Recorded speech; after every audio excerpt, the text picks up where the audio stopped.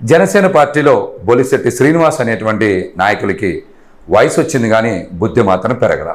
ప్రలోభాలకి లొంగేటువంటి వ్యక్తినైతే మార్చి 14కు ముందే People's Media Bro cinema producer ఎవరైతే విశ్వప్రసాద్ అనేటువంటి వ్యక్తి ఉన్నారో ఆయన నాకు ఫోన్ చేశారు, ప్రలోభ పెట్టే ప్రయత్నం చేశారు.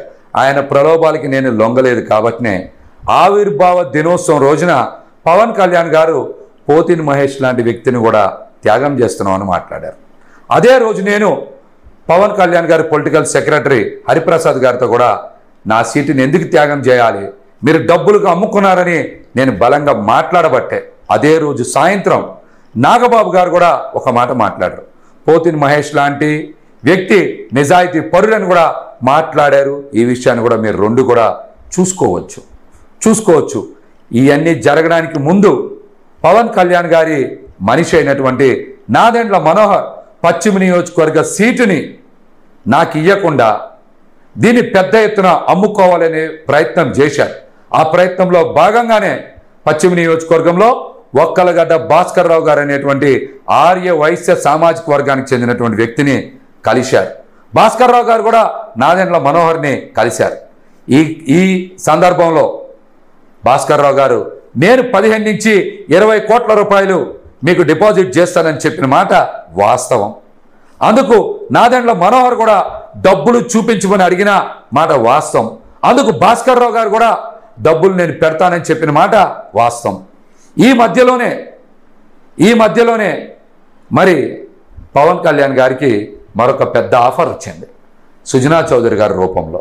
అందుకనే పార్టీ కోసం నిరంతరం కష్టపడినటువంటి నన్ను పొత్తు ధర్మం అని చెప్పి ఆవిర్భావ సభ రోజున త్యాగం పేరుతో మాట్లాడి ప్యాకేజీ ధర్మానికి అమ్ముడిపోయినటువంటి రాజకీయ బ్రోకర్ పవన్ కళ్యాణ్ అని కూడా సందర్భంగా నేనైతే తెలియజేస్తున్నా. అందుకని వెంటనే సుజనా చౌదరి గారి దగ్గర ప్యాకేజ్ మాట్లాడుకొని పెద్ద ఎత్తున అంటే భాస్కర్ రావు గారు చెప్పిన 15-20 కోట్ల కన్నా ఎక్కువ డబ్బులు సుజనా చౌదరి గారి దగ్గర వస్తాయని ఆయన ఆశపడి 30 కోట్ల రూపాయలకి సీట్ అమ్ముకున్న మాట వాస్తవం. ఇది ముమ్మాటికే నిజం. అందుకనే వాళ్ళ సీట్లని అమ్ముకొని వ్యాపారం చేసుకున్నారు. అందుకనే నేను పవన్ కళ్యాణ్ గారిని పొలిటికల్ బ్రోకర్ అనేటువంటి మాట మాట్లాడా.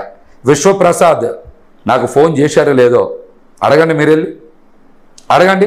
ఆయన ఏం మాట్లాడాడు, నేనేం మాట్లాడానో ఒకసారి విశ్వప్రసాద్ని అడగండి.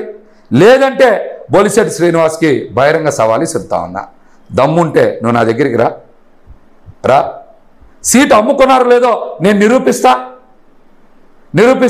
నా సవాల్ని దమ్ముంటే నువ్వు స్వీకరించు, లేదా నువ్వు విశ్వప్రసాద్కి ఫోన్ చేయి. పవన్ కళ్యాణ్ అనేటువంటి వ్యక్తి నీతో ఫోన్ చేయించలేదా? పోతిని మహేష్ నిన్ను ఏమని తిట్టాడు అని మాట్లాడు. దమ్ముంటే నా సవాల్ స్వీకరించాలి బొలిశెట్టి శ్రీనివాస్ గారు కూడా.